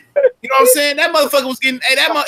Look, dog. If Chavez Jr. actually dedicated himself to the sport for real, dog, that motherfucker would have been undefeated. You know, I agree. Hey, Chavez Jr., man, if he dedicated himself, because that motherfucker got a chin like a motherfucker, bro. And early on, he had boxing skills too. He showed heart at times in fights too, man. The will to not die in fights. This dude has stuff. He has something. If he didn't grow up rich, if he didn't have his daddy, you know what I mean, Chavez Senior there, and then grow up with no silver spoon in his mouth, I think he could have been somebody. Exactly, man. Like exactly, and early on, that motherfucker was a student of the game, dog. His early footage, he was boxing, using the jab. He looked good. It was a reason why he was a top prospect. You know what I'm saying? And it looked like some people didn't like what we said about Anthony Joshua. Don't worry, the 22 niggas that dislike that shit, we coming right back to it. Just for you. Yeah, let's start right back on that right now since they don't like it. Oh my god! All right, we're gonna close this. We gonna close this Mikey shit up, man. But I'm gonna say this right here, man. If Mikey Garcia does not fight Earl Spence Jr., I don't give a only way I'm giving Mikey a pass if he fight Lomachenko. All right, that's it. Or if he loses to Robert Easter Jr., or if it's a close fight, he give him a rematch. If you forget about that Lomachenko fight, I've told you what Bob Arum I'm just saying, I know that, but I'm just saying that's the only pass I'm gonna give him. When Mikey Garcia fights, my bad, it was CJ Ross. Hey, my bad, Corey Lee. It was CJ Ross that did the draw. My bad, Dutch Entertainment. Both of them hoes the same bitches. Oh shit. Excuse me. I don't mean to call women hoes and bitches. Just them two hoes and bitches. But yeah, man, you know, I personally think that, you know, Earl Spence and Mikey Garcia, I think the build-up will be so epic and awesome, you know, even though they're both not really big talkers. But you know, I just truly think that you know, I just want to see, you know, because I think that'll be Mikey Garcia's toughest test. And I think that'll I'm going to that bitch. I think that I'm going to that. Hey, CJ. I know you guys probably gonna say, I know a lot of people in the chat are gonna be like, what the hell is Corey talking about? I truly think that's gonna probably be Earl Spence's toughest test so far. No, that's gonna be Mikey Garcia's funeral. Everybody should go wearing black. I think Mikey Garcia versus Earl Spence, and I got Earl Spence as my number one welterweight. I think Mikey Garcia will be Earl Spence's toughest test as of to date. It'll be the best name on his resume, but well, at least I don't know about. Well, I guess technically. From a media standpoint, I know it's just sparring. Lamar Peterson is actually a better resume, to be honest with you. I know it's just sparring, and I know you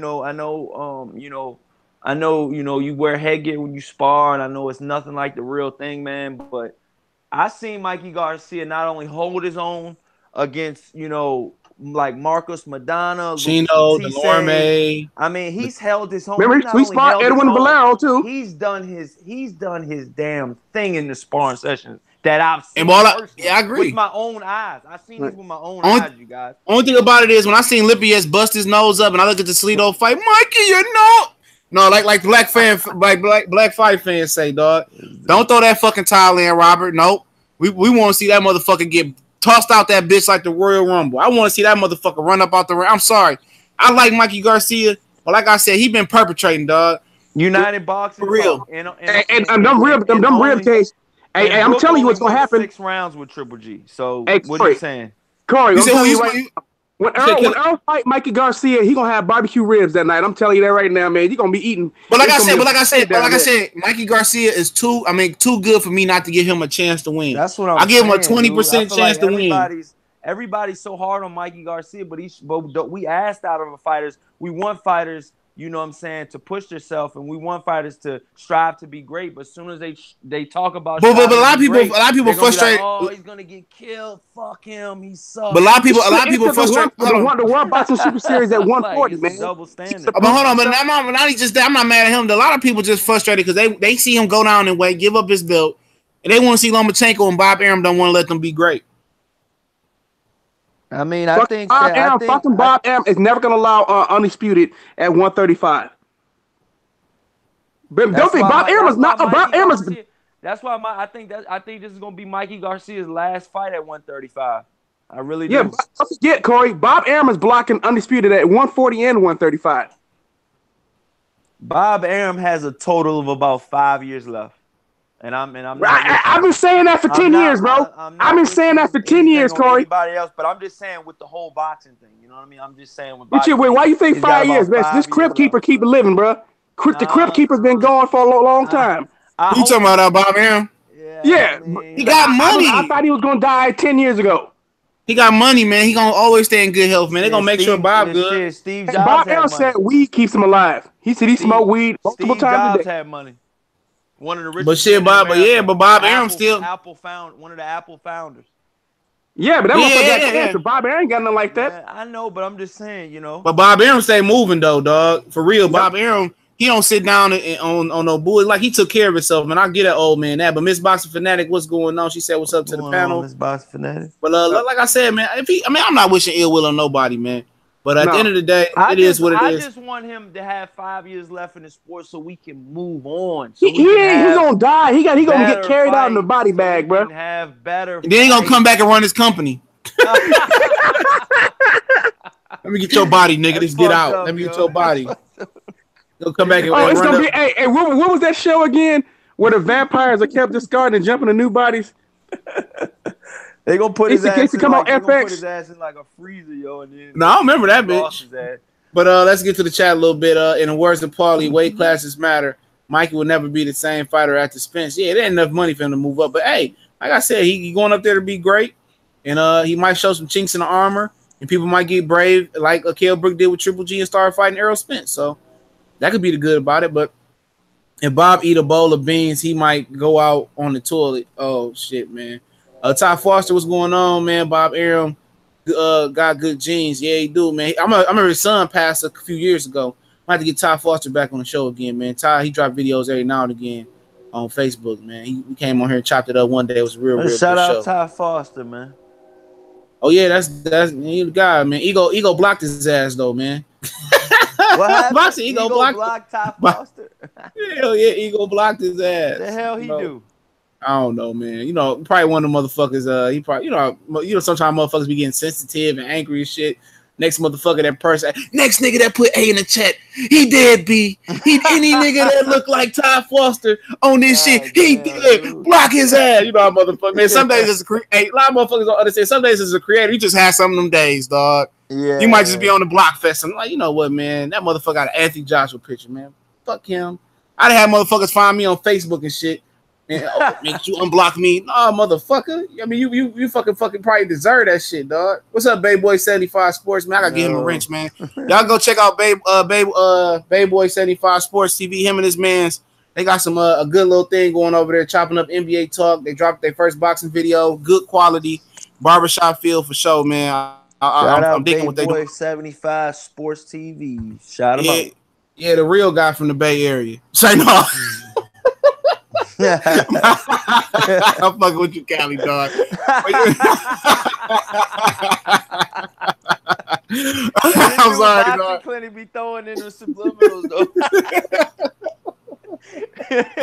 I'm sorry, dog. That was funny. You be catching niggas off guard like a motherfucker. Oh, that nigga Cali probably driving. This motherfucker didn't, dog. Let me go. All right, we're gonna talk about the Anthony Joshua thing one more time. That shit was funny as fuck. Oh shit! But I said, if they fight in San Antonio, bro, or they fight in Texas, I'm gonna find my way to go to that fight, dog. For real. I need to San go Antonio? Yeah, anywhere in Texas, dog. Yeah, that's another thing. What do you? I think the fight probably. I think the fight will probably be intense. I think, you know, and that's another thing why I think the fight could happen, you know, sooner than later, because they've already been talking about, you know, putting Earl Spence in the real Dallas Stadium. You know, Cowboy AT&T Stadium. Jerry Jones already had a meeting and said that, you know, he will be fighting in the big stadium by 2019.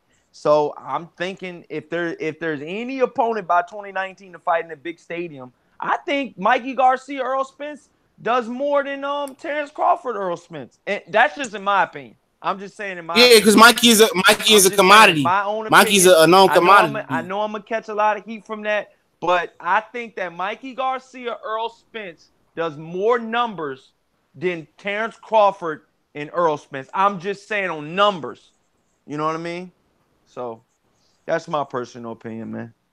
Yeah, that's definitely a possibility. I'm not gonna shit on that. That definitely can happen, man. Also, I want to give you guys a heads up tomorrow night. Showbox, man. I'm gonna give this guy a shout out, man. Whoever sent me this shit, man. Okay, Showbox. What's up, man? Hold on. I'm about to give this guy a shout out on here, man. He deserves it. Lil Hulk 6 on Instagram. Lil Hulk 6 on Instagram told me about the Showbox card tomorrow. He sent me the video of this prospect they did on Showtime named Jaron Ennis. He's fighting Armando Alvarez tomorrow night. And I believe Montana Love is on the card as well. Shout out Montana Love, yo. I follow him on Instagram. I know him and Gervonta Davis had a big scuffle about sparring and shit like that, but you know. Yep, he's on the card. He's fighting once beaten Kenneth Smith Jr. tomorrow. So it's a big fight on big card on Showbox and tomorrow. Let's be honest, and for you guys out there that don't really watch Showbox that much, Andre Ward started his career on Showbox. Regis Progress started his career on Showbox. You got countless other boxers and stuff like that have started their career on Showbox, and Jared Hurd started his career on Showbox as well. Big Baby Miller had his career started on Showbox.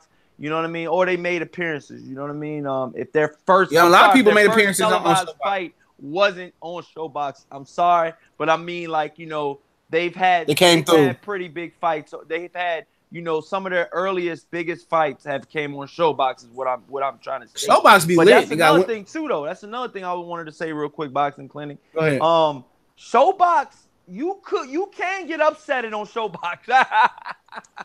Oh yeah, they've been known for putting their fighters in tough on Showbox. I'm being honest with you guys. That's why I love watching Showbox. Look at Clarissa Shields. Wasn't she on Showbox? Yeah. Yes. Yeah, she got knocked down. She got knocked down. But also, they say some Chinese dude. They keep saying in the chat, man, Mr. Boxer today. He knows who the fuck it is. I see him talking about it. So shout out to Mr. Boxer today. He already on it. You know what I'm saying? Some big 7-foot Chinese dude. Oh yeah, that big motherfucker. That look like that dude from Rush Hour and shit. Is that the dude that was trained by the same? He got the same trainer as Gerald Washington. I think if that's the same. That big motherfucker. What up, Marlowe's Corner in the house? You want to get your boxing trivia on? Go over to Barlow's Corner, man. Before we read this Anthony Joshua shit again. You know what I'm saying? He said he's 7 feet tall, but I mean, I don't know how good he is. Like I said, I never really. Me neither. You know. He said I met Ego in person after that. Hilarious. Yeah, I seen your picture about you mean Ego, Ty. And, you know, you should have asked him to unblock your ass. He looked at you like, oh, I blocked me. Fuck out here. Fuck out of here. You know what I'm saying? I be blocking motherfuckers. I know. And sometimes I be thinking like, should I give this motherfucker a second chance? I be on my laptop. I be like, nah, that motherfucker might do some old scurvy shit. I'm gonna regret it. So Jeffrey Lopez said TBC Bob Arum has the same health coverage like Bush family, like the father and mother. All right, man. All right. We're gonna get back to this Anthony Joshua shit. We're gonna come back full circle. Like I said, subscribe to Marlowe's Corner. Subscribe to Carl Burrell, aka CB Sports. That motherfucker funny as hell. Got me cracking up. I didn't know you was from Chicago. That shit even made it more funnier, man. You know, you gotta come back. You gotta come mess with us when we come down there October 6th to catch Eddie Hearn in the zone car. Yeah, I'm going. You call me a coon, a sellout, buck dancer for Eddie. I'm not going for Eddie Hearn. I'm going for big fights coming back to the Midwest. Chicago deserve a fight card. It's one of them cities that's been overlooked as a big fight city, as long as with Detroit and Cleveland, Ohio, Cincinnati, spots in Indiana. You know, motherfuckers tired of seeing the same fights in New York, Las Vegas, Texas, California. Come on, man. You know, we need to get these big. We need to get this. Some real fights going in Chicago. I mean, Chicago and the Midwest, Detroit, and all that. So that's what I'm going down there for. I'm not going down there to support Eddie. I'm not going down there to support Andrade. I'm not going down there to support none of them motherfuckers. I'm going down there to support boxing coming back to the Midwest October 6th. Yeah. I'm not from Chicago. Where is that? Where you going to the Chicago card? Hell yeah. That shit like 4 or 5 hours away from me, dog. I'm driving. So I wonder how far Chicago is from me. I know that shit probably ain't that far. Yeah, I'm gonna go there. I mean, my boy, he flying in from the DC and shit. Well, Maryland, he's somewhere down there. Yeah, he flying. They got this little flying. thing. He not driving. He flying. Yeah, they got this little thing going on. That they be traveling in weird places. So you be looking for motherfucking places to go. So yeah, man, I'm talking. Yeah, man, I don't know how much to drive. To drive like 6 hours for me. But the thing about driving to Chicago, I might fly to that motherfucker to be honest. Because or take the double bus. The thing about driving, say something about that shit, yo. the parking like a fucking $100 to park, dog. Oh, the parking. Oh, okay. Yeah, man, fuck that, man. I might just fly through that motherfucker, man, and just call it a day, man. I know it's a lazy ass like hour, probably 30-minute flight, but it is what it is. It's Andrade, Arthur Betterby versus Callum Johnson. I heard Jesse Vargas potentially versus Lamont Peterson, Arthur Spilker, Jarrell Miller. Some of the guys that's gonna be on that card, you know. But yeah, go back to this Wilder shit, man. This Joshua shit. Fuck all that. All right, this is what Joshua said on Boxing Scene. I'll link the article to the description once again when I'm done reading it, so y'all can have it to read for yourself. This is what he said. All right, I know Corey Lee been waiting for this. And they got some new pictures of Robert Jr. fighting, grinding hard for Mikey Garcia on Boxing Scene and shit like that. All right. He says the title of the article is "My Career is Not Determined by What People Want." All right. He says instead, Joshua was taking on WBA mandatory challenger Alexander Povetkin September 22nd at Wembley Stadium, and this is the quote, word from word quote: "Let them train to be a fighter and fight Wilder," Joshua told the Associated Press. "It's easy talking about it. It's another thing to do it." All right. He said, "Y'all motherfuckers, the fans, y'all go fight Wilder. You know, my health is my health. I need my health. And I'm not fucking with him." But Joshua felt the right move for his career at the moment was the Povetkin contest. This career isn't determined by what people want," Joshua said. "It's my career. I've always pulled for and done what's right for myself, which has ultimately led me to becoming a world champion." Joshua said, that was word from word quote, but here we go right here. Joshua says his motivation in boxing is not to make as much money as possible and to walk away. And this is his quote right here. "It's not about the big light," Joshua said. "It's not about taking from the industry. I don't want to drive a Rolls Royce tomorrow. I don't want a one-hit fight wonder. Then I'm a champion 1 week and a few months later I've lost it because I'm living the life. I want to add to the industry and give back. I do it because I'm passionate about it." All right. That's what he said. You know, you heard him say that. And, you know, he said he wanted to be a billionaire, all right? He wanted to be the first big box, whatever it was. Yeah, I'm listening. Keep going. He said he wanted to be a billionaire, but now he's saying it's not about the money. He said he don't want to drive a Rolls Royce. He want to sit at the home with it and live with his mama while Jarrell Big Baby Miller smashing in the back. All right. That's what he wants to do. You know what I'm saying? He don't want to be, he told you guys go train to fight Wilder and y'all go fight Wilder. You guys go do this. It's not, it's easy talking about it. It's another thing doing it. So he acknowledging that Wilder ain't an easy fight. All right. He says it's easy to talk about it. Once you motherfuckers go fight him yourself. That's what he said. And this is a quote in Boxing Scene, word from word that I'm reading, man. You know what I'm saying? He says his career is not determined by what people want. It's all about what he wants. He said, "Fuck the fans. He don't care what y'all want. Y'all want Wilder. I don't care. I'm gonna fight the motherfucker on my time." That's exactly what I'm translating exactly and reading between the lines, and I'm reading word from word what he's saying. All right. It's not about the big light. It's not about it's not about taking from the industry. I mean, if it's not about making money, what the fuck is you fighting for? If it's not about the moolah, if it's not about the check, it's called prize fighting. See, when the motherfuckers came up with that $50 million, when they came with the oh no, it's not about money no more. You just said you wanted to be a billionaire. You asked for $50 million. They gave you $50 million. You know what I'm saying? I'm a champion 1 week, and a few months later, I've lost it, and I'm living that life. Basically, he's saying that basically look at here. I know I'm a fucking paper champion.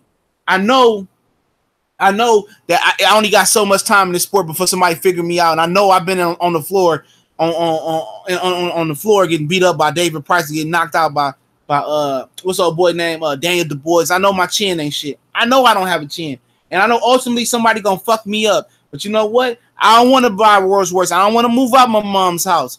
You know, I don't want to do that. I want to, I want to live safe. You know what I'm saying? I'm not gonna go out there and bet all this shit because I know when the shit's over. And AB voice, when the shit's over, it's over. He know it's coming to an end. That's why he not over here big spending. That's why he ain't got no. I mean, I ain't saying you ain't supposed to be ignorant and get no jewels. That's why he's still staying with his mom. That's why he ain't driving no Rolls Royce. He still lives with his mom for real? Fuck yeah! Oh wow, I didn't know that. Maybe he's trying to keep himself grounded, man, because that shit could get crazy. Look at Mike Tyson, man. I mean, look here, get dog. Crazy once you get the millions, dog. He don't be around. He don't be around no bitches, dog. At least go get your mama a nicer house. And y'all could just share the crib. He worth 40. He said he worth 40 million. He made the Forbes list this year. He know it's gonna come to an end, dog. He's smart. He know he a gimmick, dog. It's telling you he's a gimmick. He said 1 month I got it, one day I got it, and the next day I don't have it. He know it's coming to an end. He know it's coming to an end, and that's a fact. He's smart. Milk this shit, but at the end of the day, if you didn't open your mouth, it wouldn't be coming. It wouldn't even have came to this, Corey Lee. He called out Deontay Wilder. Deontay Wilder said I wasn't even gonna fuck with him until he got more experience. He could have came to America and fought and had no nothing on him. He could have just came over here, tested the waters, and went back over there. It would have been no pressure. Would have been no Deontay Wilder questions or nothing. He brought Wilder up. He made Wilder famous, dog. They made Wilder famous. Cause think about it. Before the Bermain Stavern fight, the second fight, wasn't nobody really rocking with Wilder like that. The consensus was you could have motherfuckers in the LDBC, the YTBC, whatever it was. The consensus was everybody was favoring Anthony Joshua to beat Deontay Wilder. That was the consensus. Before that fight, everybody believed that Joshua would beat Deontay Wilder. I said I was favoring him. Callie said he was favoring him. But now, look how shit changed. He fought Vladimir Klitschko. Fought Carlos Takam looked shaky. Fought Joseph Parker looked shaky. And now he talking as shaky as his last two performances. That ain't a good thing going, man. Damn, yeah. I mean, it ain't looking good for Anthony Joshua, man. I mean, you gotta understand, Anthony Joshua's.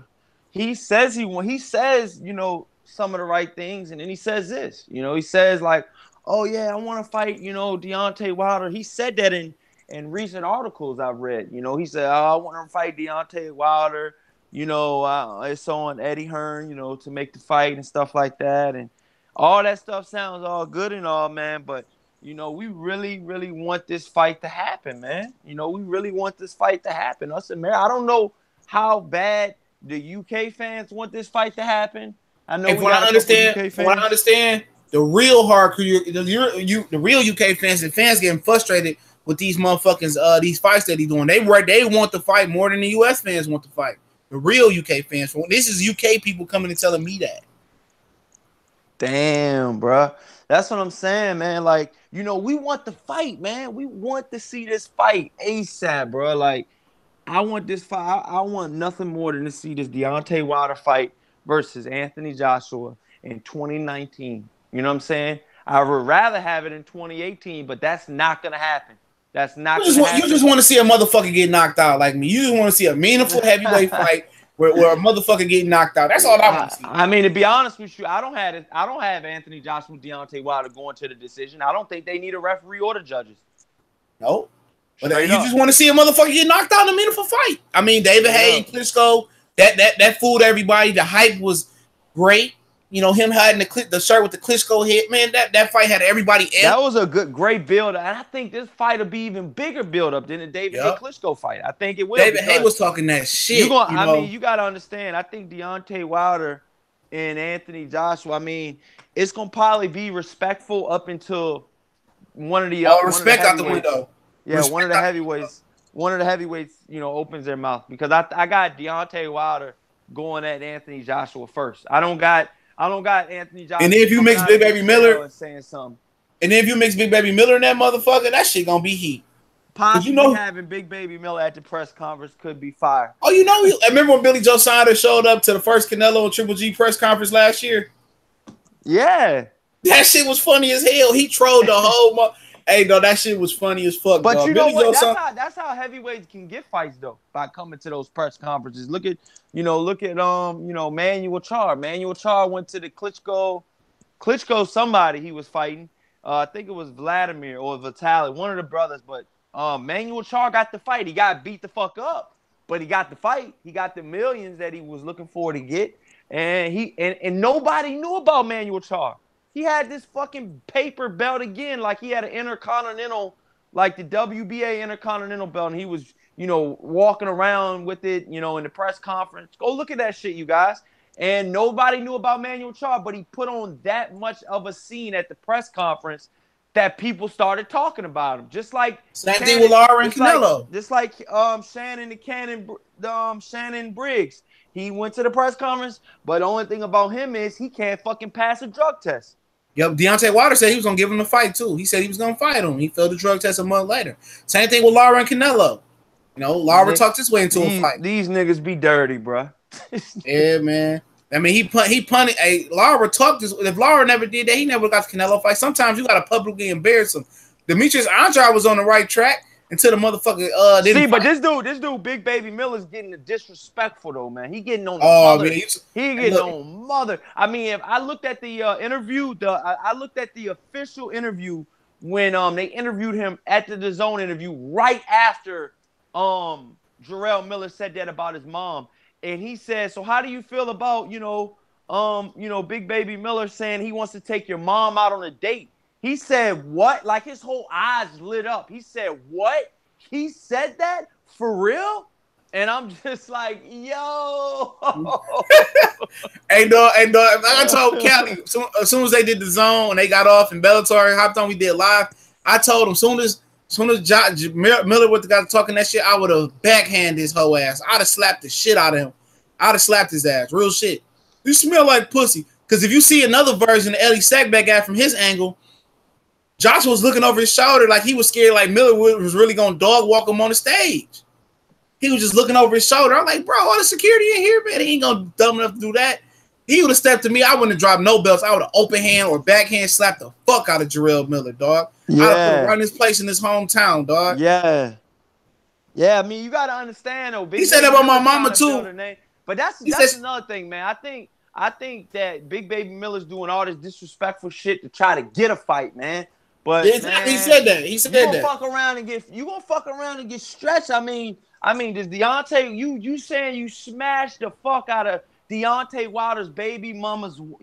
His wife damn near right now. They still together. They still plan on getting married and stuff like that.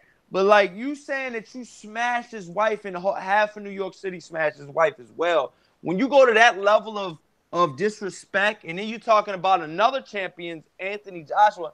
I just want to see him get in the ring with either Anthony Joshua or Deontay Wilder because I truly believe Jarrell Miller is going to get stretched by both. One of them. Even if Joshua's stretching Von Wilder for all that disrespectful shit, he said he gets stretched too. You know what I'm saying? I mean, for real, man. He don't have a fight. Pulev ain't fighting him. He fighting Spilka, man. They're saying Spilka fighting him, but now I'm hearing that it's a possibility that he's open to fight. If a bigger fight comes up, he's willing to take that too because he's started training camp. So he started training camp for Spilka. But if a bigger that motherfucker coming in 300 pounds anyway, what the fuck you need to train for? He's got down to 260 and said I felt too weak. I felt too weak. So you go back up to 310, dude? Really? One of them motherfuckers got to stretch that motherfucker, dog. Even if one of them get knocked out, Anthony Joshua Wilder, you still got to get up. One or the winner or loser got to get up and fuck him up. He talking too much greasy shit, dog. Don't put my mom in that shit. Real shit. Don't put my mom in there. That dude, Jarrell Miller's a grease ball. He talks real greasy. He can't punch for shit. Like if I'm Wilder, you talking about my man. I've been a smack big baby ass, man. Real shit. I've been to smack the fuck out. He probably whooped my ass. But that nigga from the boxing clinic slapped the fuck out Big Baby. He got his one lick in. Yep, sure did. Yeah, sure did get my one lick. I smacked the fuck out that nigga. I was hoping Joshua, bro. I was hoping Joshua open hand slapped that nigga. To be honest, though, I was hoping. Because it looked when they were interviewing him, Anthony Joshua looked over to as if to say, Jarrell Miller's right there, dude. You lucky, man. You lucky. I don't know what he was lucky about, but And then, you know, Eddie Hearn got in the middle. Dude, if they really wanted to fight each other, Eddie Hearn ain't stopping no goddamn body. And I'm going to put that on everything, dog. If them two heavyweights want to fight each other, he might get stopped some middle. You're in the middle of 500 pounds, dude. You're in the middle of 500 pounds. And that motherfucker, shit. And he probably can stop some fucking some light heavyweights because Eddie Hearn like 6'5" though. He ain't no little one. He probably can stop some light heavyweights or some welterweights, but he ain't stopping no fucking 500 pounds of force. You in the middle of 250 and 315. What the fuck you stopping? I wouldn't even got in that motherfucker, dog. Like, man, fuck up out of here, man. That's too Big Baby Miller too, man. I would have slapped the fuck out of that nigga. I would have maybe heard it through the stadium. Open hand. Riddick Bowe would have did that shit. We already know how Riddick Bowe got down before Mike fight. Tyson would have stretched this nigga with a pillow. Oh real shit though, man. Cause Mike Tyson used to stretch niggas outside of the ring for real though. Oh, Mitch Green. Go check his rap sheet, dog. A lot of you guys playing that tough shit nowadays with that heavyweight division, dog. But if you want to bring it back to the era when Mike Tyson used to go out, dog, he used to sleep bouncers that were 3 times as big as him, man. I heard Fat Joe the other day talking about him in the story, him and Big Pun. They were in a nightclub and they couldn't get in, and it was one big ass, 6'5" giant bodyguard that would not let him in. And, they were talking to him and they started talking about each other's mamas and stuff like that. And, he was like, he had all the security with him and stuff. The security, was going against him. And he said, all of a sudden, Mike Tyson, this was like the 90s Mike Tyson, you guys, not the Mike Tyson now. They said Mike Tyson came from behind Fat Joe and them and said, which one of these motherfuckers was talking about your mom, Big Pun? Let's go. Let's beat his ass. He said the dude Mike Tyson was chasing this big ass bouncer dude around the car 10 times. He said, "Yo, get this dude. Yo, get this dude. These big and bad bodyguards don't be one shit with the heavyweight champ of the world, dog. You already know." Yeah, Mike, motherfuckers, man. Mike was man. That Mitch Green fight, the way he was talking about that shit was funny as a motherfucker, dog. that shit was funny as fuck, dog. Like Wilder don't have that nasty or nobody had that aura that Mike Tyson had. That shit is one of that shit came out in the era, man, where that persona was real. It was just like, that's why Mike Tyson's my favorite heavyweight. I know Fanon said that, Ali was his favorite heavyweight. I'm gonna be honest with you, man. I ain't grow up watching Ali. I grew up watching Mike Tyson, and Mike Tyson used to stretch motherfuckers. I don't know what Ali did when he was growing up because I ain't watch a whole lot of his fights growing up. You know what I'm saying? I watched him now. I know he used to, dance around the ring, flow like a butterfly, sting like a bee. Mike Tyson, in the prime Mike Tyson, used to stretch dudes. Body bag status, baby. I mean, shit was real, Mike brought more fight fans to the fight game than any other fighter I could think about, dog. This dude, Mike Tyson, will beat you up before he even get in the ring. Michael Spence was shook. That motherfucker was crying in the fucking locker room. Dude, Mike Tyson will look at you and bend his 20-inch neck from side to side. It's a wrap, dog. Holyfield was the only motherfucker not scared of him, though. A fucking cruiserweight, dog. Yeah. Holyfield. Shit, hey, look, Holyfield grew up poor, though. So when you a poor motherfucker, I mean, you've been fighting for years and shit. You know what I'm saying? Don't shit scare you when you living off a nut like Pacquiao. You gotta understand, though. Mike Tyson came from nothing, man. This dude mom was like a hooker / drug dealer, and then you know what I'm saying, his dad wasn't really in his life. This dude used to rob old women and rob people. He used to get it was real popular. You know that was real. He used to get they killed his pigeon and shit. And that was the beginning of the end when they killed that man Pigeon on top of that New York building, man. That was the beginning of the end, man. Mike Tyson said he beat the living shit out that dude. Damn, the kid was bigger than him too. Damn near killed that dude when he killed that man Pigeon. And you gotta understand, Mike Tyson as a kid was a thick, bulky motherfucker, man. You know what I'm saying? That's genetics. And you gotta understand, man, not a lot of fucking 15 and 16-year-old men. I'm talking about grown men. Mike Tyson's 15. Can fuck with Mike Tyson, dog. 15. That shit'll never be reduplicated, dog. We just started hearing about Anthony Joshua last year. He like 26, 27. Mike Tyson won the belt at 20. Come on, bro. Youngest want to do it. Come on, bro. Mike Tyson. That's why I said when Mike Tyson, when motherfuckers had that, like who's your favorite heavyweight? Who's your favorite heavyweight? I feel for none of them. That's their era. You know what I'm saying? That's their era. But shit, there's some new kids on the block, bro. My era, and I don't know if I can speak for you, Boxing Clinic, but my era is Mike Tyson, dog. It ain't no ifs, ands, or buts about it, bro. My era is Mike Tyson. It's gonna stay Mike Tyson. And I truly feel like the Mike Tyson at 20 years old could have beat any heavyweight in the world, dog, at that time.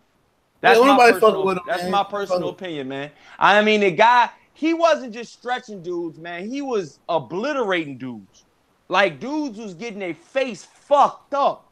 Like, it was at a point in time. It was a point in time when motherfuckers was already defeated before they even the bell rang.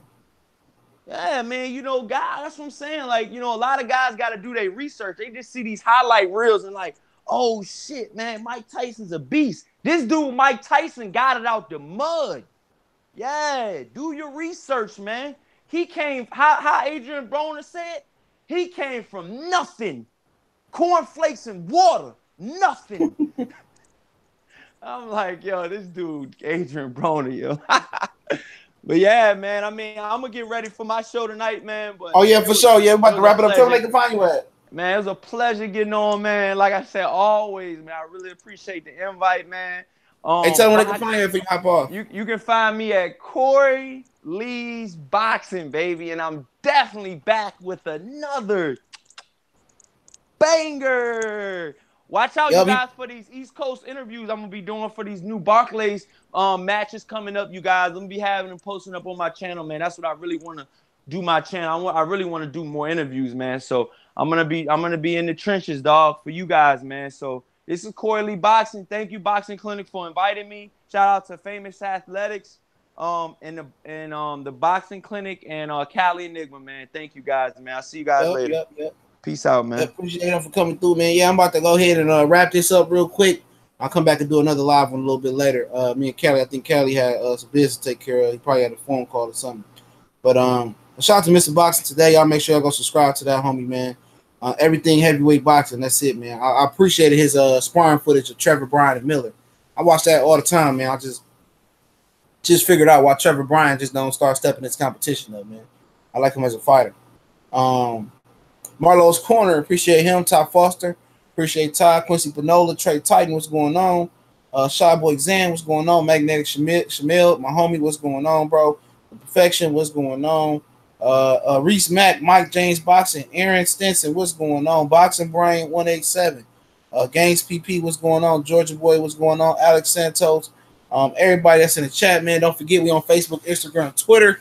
Make sure y'all subscribe there. You can DM me, ask me questions, or you got a video request. Also, if you want to do a video collab, or you want to start a channel, you need some help starting your channel, hit me up in a business email for everything business related as well. Also, we got the new college sports page popping off. Me, the Cali Enigma, and Colossal Sports TV as well. We're starting to drop a little bit more content as college football and basketball approach as well. So, as well, shout out to Bay Boy 75 Sports TV. Y'all subscribe, him and his mans. They got a nice little duo going, shooting on video. So, everybody get started. Let's help get Marlowe's Corner to 1,000. So y'all go check out Marlowe's Corner for all that boxing trivia as well. Him and the brother Trey X and Curtis Anderson. Y'all know what it is. One time for one time. Appreciate it. We gone.